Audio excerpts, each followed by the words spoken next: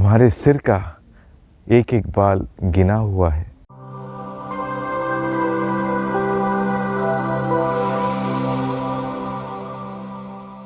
क्रिस्त में मेरे प्रिय भाइयों और बहनों, आज डिजिटल दुनिया है और इस डिजिटल दुनिया में हम सब कंप्यूटर और मोबाइल फ़ोन को काफ़ी अच्छे से जानते हैं और उस कंप्यूटर और मोबाइल में इस्तेमाल होने वाले जो ऐप्स हैं या जो प्रोग्राम्स हैं उससे हम भली भांति वाकिफ़ हैं और उसका इस्तेमाल भी करते हैं।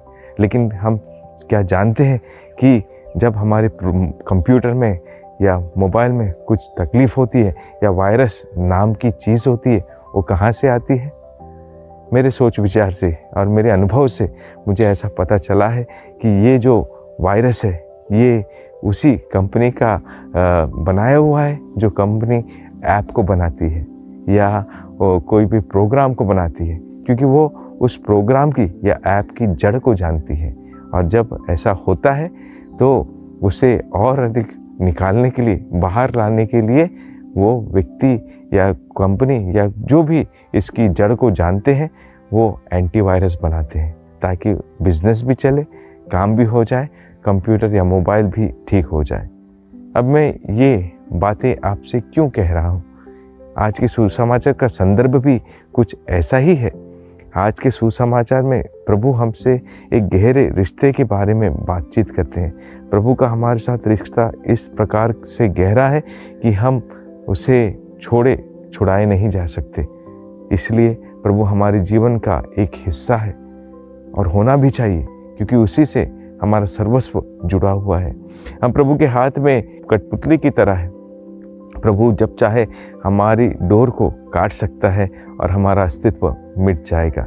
इसलिए आज के सुसमाचार में वचन में प्रभु कहते हैं कि उनसे नहीं डरो जो केवल शरीर को नष्ट कर सकते हैं, उनसे डरो जो शरीर और आत्मा दोनों को हानि पहुंचा सकता है या नरक की अग्नि में झोंक सकता है।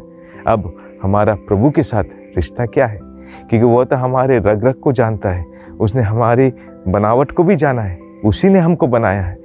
इसलिए स्तोत्र ग्रंथ अध्याय 139 में सुंदर प्रसंग बताया गया है कि कैसे अद्भुत रीति से प्रभु ने हमें गढ़ा है, प्रभु ने हमें बनाया है। तो मेरे प्रिय भाई बहनों, यह व्यक्तिगत संबंध हमारा प्रभु के साथ आज का नहीं है। हमारे माता के गर्भ में रचने से पहले उसने हमें जाना है। ऐसे यिर्मयाह नबी का ग्रंथ अध्याय 1 में हम पढ़ते हैं। इसलिए आज प्रभु के साथ हमें भी एक गहरा संबंध स्थापित करना सीखना है, क्योंकि वही है हमारे जीवन का कर्ता धर्ता। लेकिन हमारा विश्वास कैसा है? जब हम दुख में हैं, तकलीफ में हैं, परेशानी में हैं, जब हाथ जोड़कर प्रभु के पास जाते हैं, प्रभु हमारे लिए कुछ कर दो, हमें निवारण दे दो, हमें दुख नहीं चाहिए, हमें सुख ही सुख चाहिए। इसलिए ऐसे उदाहरण के लिए हमें जोब को सुनना चाहिए। जोब का ग्रंथ अध्याय 1 प्रसंग 21 में वचन कहता है कि जब हम ईश्वर के हाथ से खुशियाँ ले सकते हैं तो दुख क्यों नहीं? मेरे प्रिय भाई बहनों, यही हमारे लिए एक योग्य कार्य होगा कि हम प्रभु के साथ हमेशा जुड़े रहें। प्रभु ने हम सबों को बड़े आनंद से बनाया है।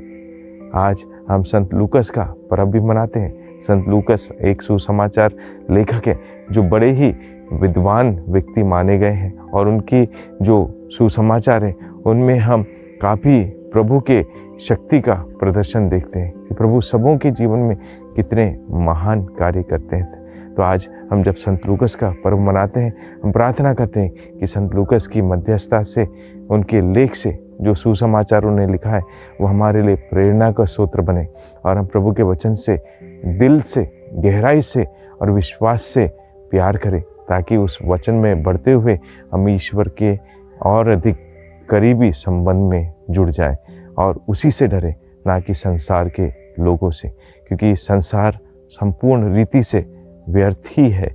खालीपन एक संसार में है।